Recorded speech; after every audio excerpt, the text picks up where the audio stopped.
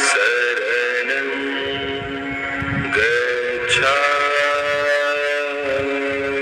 सम्मानित साथियों, नमो बुद्धाय, जय भीम। आज के अम्बेडकर संदेश में आपका हार्दिक स्वागत है। आज के अम्बेडकर संदेश में हम बात करेंगे कि जो कांग्रेस स्वाधीनता आंदोलन कर रही है, भारत देश की आज़ादी के लिए लड़ाई लड़ रही है, विदेशी कांग्रेस का साथ दे रहे हैं। आखिर विदेशी किस बात से प्रभावित हैं, वो किस नज़रिए से कांग्रेस की लड़ाई को देख रहे हैं?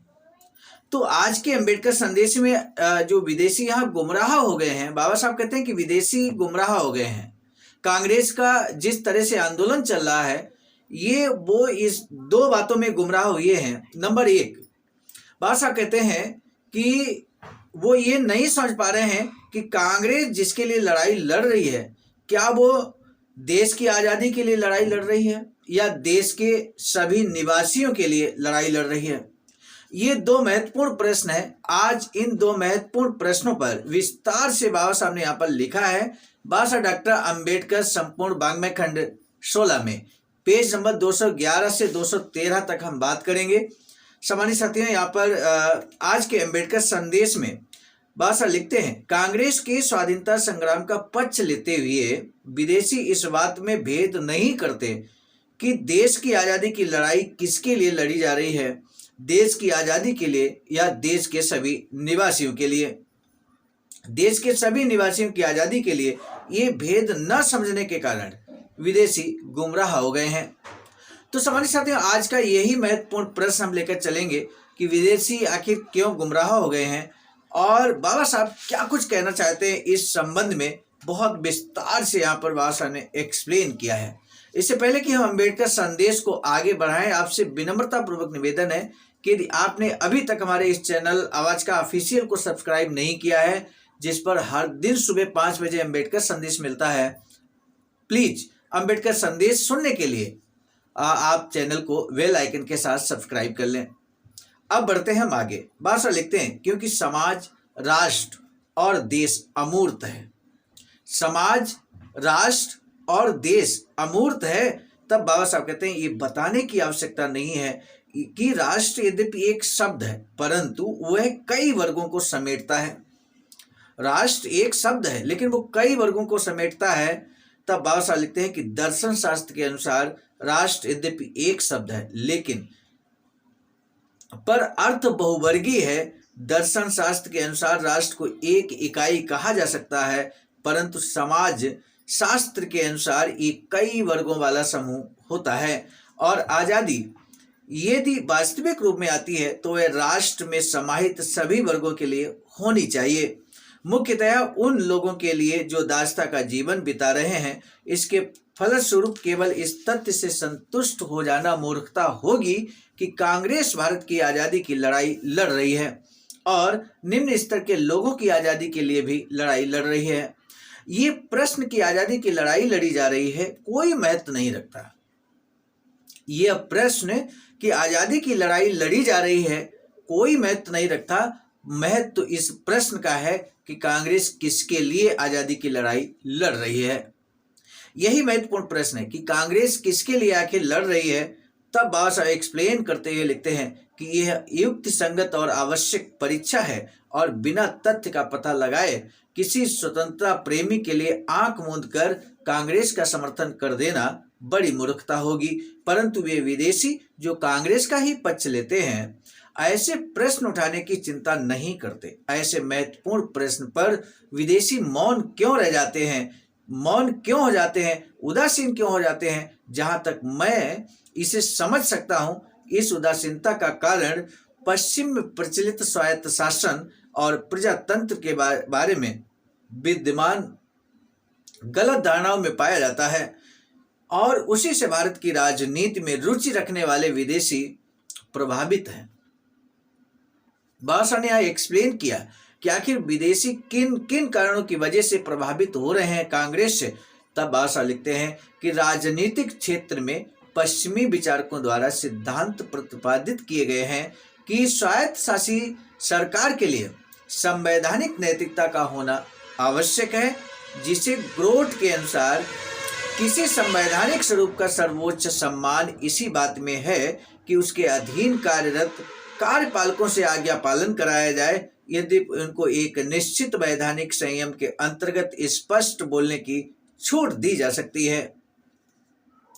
तथापि उनके सार्वजनिक कृत्यों के लिए जन भावनाओं पर संपूर्ण विश्वास के साथ उन्हें जमकर फटकार भी लगाई जाए तथा पार्टी कार्यों में कड़वाहट को स्वीकार किया जाए, तभी संवैधानिक स्वरूप निर्दोष कहा जा सकता है। वह विरोधियों की दृष्टि में और भी अधिक पवित्र होगा। ये बात सम्मानित साथियों, ये बात कही है ग्रोट ने। ग्रोट हिस्ट्री ऑफ ग्रीस खंड 3 पेज संख्या 347 पर से ये सेंटेंस बाबा साहब ने उठाया है।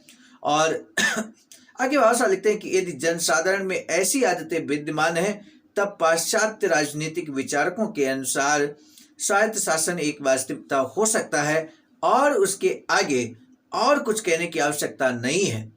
इसी प्रकार पश्चिमी विचारक प्रजातंत्र के विषय में विश्वास करते हैं कि आदर्श प्रजातंत्र के लिए क्या आवश्यक है, जैसा कि जनता का शासन एक वास्तविकता हो सकता है। जनता का शासन एक वास्तविकता हो सकता है और उसके आगे और कुछ कहने की आवश्यकता नहीं है। उसी प्रकार पश्चिमी विचारकों को प्रजातंत्र के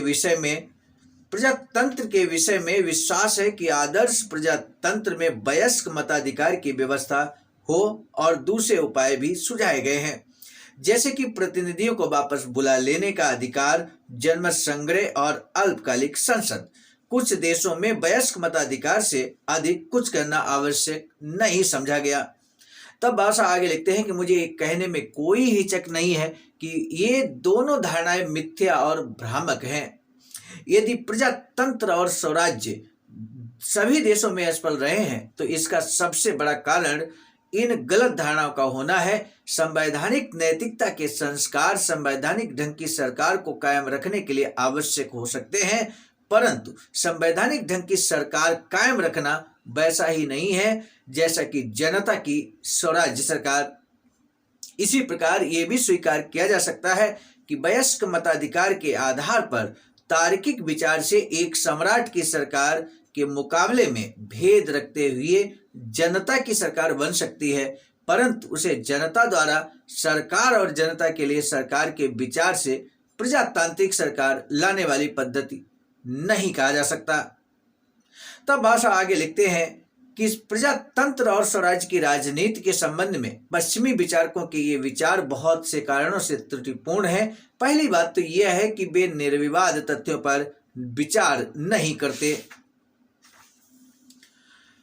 बाबा साहब आगे लिखते हैं कि जिसे शासन के लिए विचार नहीं करते कि प्रत्येक देश में ऐतिहासिक परिस्थितियों के बल पर एक शासक वर्ग उत्पन्न होता है और बढ़ता है, जिसे शासन करने के लिए नियुक्त किया जाता है, जो शासन करता है और जिसके लिए वयस्क मताधिकार और संवैधानिक नैतिकता की सीमाएं नहीं होती, वे उसे अपार शक्ति और अधिकार प्राप्त करने से नहीं रोक सकती, क्योंकि इस वास्तविक कारण से शासित वर्ग अपना स्वाभाविक नेता मानकर उन्हें इच्छा से चुन लेते हैं। दूसरी बात यह है कि वे इतना नहीं समझ पाते कि शासक वर्ग प्रजातंत्र और स्वराज्य विरोधी होता है और जहां शासक वर्ग शासन पर कब्जा जमाए रखता है, ये कहना गलत नहीं होगा कि वहां प्रजातंत्र और स्वराज्य विद्यमान है, जब तक कि प्रजातंत्र वास्तविक ना हो। तीसरी बात यह है कि वे यह नहीं जानते कि केवल वयस्क मताधिकार पर आधारित संविधान के होने से ही वास्तव में स्वराज्य और प्रजातंत्र नहीं होता, बल्कि उसमें वास्तविकता तब आती है जब शासक वर्ग से शासन करने की शक्ति भी छीन ली जाए। चौथे, वे उस तथ्य की उपेक्षा करते हुए प्रतीत होते हैं कि कुछ देशों में शासित वर्ग शासकों को मताधिकार के बल पर सत्ताच्युत करने में सफल हो सकता है, परंतु कुछ अन्य देशों में हुए मताधिकार द्वारा अपने लक्ष्य की प्राप्ति के अतिरिक्त अन्य संरक्षणों की भी आवश्यकता होती है। अंतिम बात यह है कि वे उस तथ्य की ओर ध्यान नहीं देते कि यदि शासक वर्ग अस्तित्व में है तो प्रजातंत्र और स्वराज्य की किसी योजना पर विचार करते हुए महत्वपूर्ण बात शासक वर्ग के सामाजिक दृष्टिकोण और उसकी सामाजिक विचारधारा है, क्योंकि जब तक शासक वर्ग के पास शासन करने की शक्ति अपने पास रखने की क्षमता है, तब तक शासक वर्ग की सामाजिक विचारधारा और उसके जीवन दर्शन पर ही दास वर्ग की स्वतंत्रता और कल्याण निर्भर करता है। बस आगे लिखते हैं कि जब शासक वर्ग मौलिक तथा निर्णायक स्थिति में होता है तो उसका प्रजातंत्र से टकराव होता है।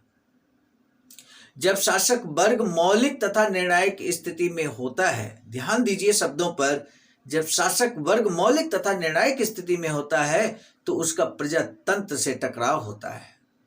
तब स्वराज्य और लोकतंत्र के हामियों को उसकी रक्षा हेतु स्वयं आगे आना होता है। इस निष्कर्ष पर पहुंचने से पूर्व इस बात की उपेक्षा घातक होगी कि एक स्वतंत्र देश में क्या स्वतंत्रता केवल शासक वर्ग के लिए ही है अथवा सबके लिए। इसलिए मेरे विचार से कांग्रेस का पक्ष लेने वाले विदेशियों से पूछा जा सकता है कि क्या कांग्रेस आजादी के लिए लड़ाई लड़ रही है। ये प्रश्न पूछने के बजाय उन्हें पूछना चाहिए कि कांग्रेस किसके लिए आजादी की लड़ाई लड़ रही है। महत्वपूर्ण प्रश्न है। तब बाबा साहब यहां लिखते हैं कि क्या वह शासक वर्ग की लड़ाई लड़ रही है अथवा भारत के लोगों की आजादी की लड़ाई लड़ रही है। बहुत ही महत्वपूर्ण प्रश्न बाबा साहब ने किया है कांग्रेस के लिए कि वो शासक वर्ग के लिए लड़ाई लड़ रही है या भारत के निवासियों के लिए भारत की आजादी, भारत के लोगों की आजादी की लड़ाई लड़ रही है। ये महत्वपूर्ण प्रश्न बाबा साहब ने यहाँ पूछा है। और बाबा साहब लिखते हैं कि यदि इसके देशों को ये ज्ञात हो, इसके देशों को ये ज्ञात हो कि कांग्रेस शासक वर्ग की आजादी के लिए लड़ाई लड़ रही है तो उसे कांग्रेसियों से पूछना चाहिए कि क्या भारत में शासक वर्ग शासन करने योग्य है। ये कम से कम ऐसी बात है कि जिस पर विचार करने के बाद कांग्रेस का पक्ष लेना चाहिए। यही महत्वपूर्ण पक्ष है जिसमें विचार करने के बाद हमें कांग्रेस का पक्ष लेना चाहिए। ये बात बाबा साहब कहते हैं। क्या इन प्रश्नों का उत्तर कांग्रेस के पास है, मैं नहीं जानता, लेकिन मेरे विचार से मैं उन प्रश्नों का जो उत्तर दे सकता हूं वही सही उत्तर होगा। सामान्य साथियों, आज का अंबेडकर संदेश बेहद महत्वपूर्ण था, हमेशा की भांति। एक बार पुनः आपके समक्ष आज का अंबेडकर संदेश हमने बाबा साहब डॉक्टर अंबेडकर संपूर्ण वाङ्मय खंड 16 से रखा, पेज नंबर 214 तक, यानी कि 211, 12, 13 और 14, 214 तक आज का अंबेडकर संदेश आपके समक्ष हमने रखा है। सामान्य साथियों, आपको बताना है आज का जो महत्वपूर्ण प्रश्न है, बाबा साहब के नजरिए से बाबा साहब का इतना विश्लेषण भी आपने देखा आज के अंबेडकर संदेश में, तो आपको सिर्फ ये बताना है कि कांग्रेस आजादी किसके लिए लड़ रही है, शासक वर्ग के लिए ये या भारत के लोगों की आजादी के लिए लड़ाई लड़ रही है। बाबा साहब के नजरिए से आपको इस प्रश्न का जवाब देना है। निश्चित तौर पर आप इस प्रश्न का जवाब आसानी से दे सकेंगे। आज का अंबेडकर संदेश जन जन तक पहुंचाने के लिए अवश्य शेयर कीजिएगा। इसी निवेदन के साथ एक बार पुनः उन सभी साथियों का धन्यवाद ज्ञापित करते हुए जो लगातार न सिर्फ अंबेडकर संदेश को अंत तक वॉच करते हैं बल्कि कमेंट सेक्शन में इस पूछे गए प्रश्न का उत्तर भी दिया करते हैं। मैं आप सभी के प्रति अपना धन्यवाद ज्ञापित करते हुए आज के अंबेडकर संदेश को हम यहीं पर रोकना चाहेंगे। दीजिए इजाजत। आप सभी को सादर नमो बुद्धाय, जय भीम। सामान्य साथियों, हम एक महत्वपूर्ण बात बताना उचित समझते हैं। बाबा साहब की अधूरी इच्छा के अनुरूप एक वैचारिकी सेंटर निर्माणाधीन है सारनाथ वाराणसी में, जहां पर 14,000 स्क्वायर फीट जमीन परचेज कर ली गई है ring road green city Faridpur Sarnath में। वैचारिकी सेंटर के प्रशासनिक ब्लॉक का निर्माण कार्य कंप्लीट हो चुका है। शानदार बेहतरीन प्रशासनिक ब्लॉक का निर्माण पूर्ण हो चुका है। आगे अब मुख्य भवन को बनाने की बारी हम सबकी है और इस हेतु आप दिए गए अकाउंट नंबर पर अपना अमूल्य योगदान कर सकते हैं।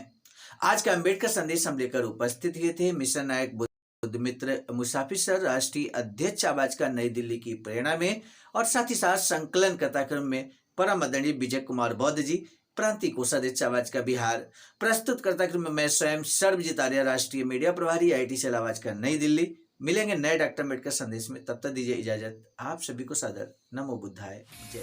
सामान्य साथियों, यदि आप हमारे इस चैनल आवाज का ऑफिशियल, जिस पर नियमित सुबह 5 बजे डॉक्टर अम्बेडकर संदेश आपको मिलता है, आप हमारे इस चैनल को सपोर्ट करना चाहते हैं तो हमारा आपसे निवेदन है कि आप हमारे इस चैनल को सब्सक्राइब कर लें, वीडियो को शेयर, लाइक, कमेंट जरूर करें।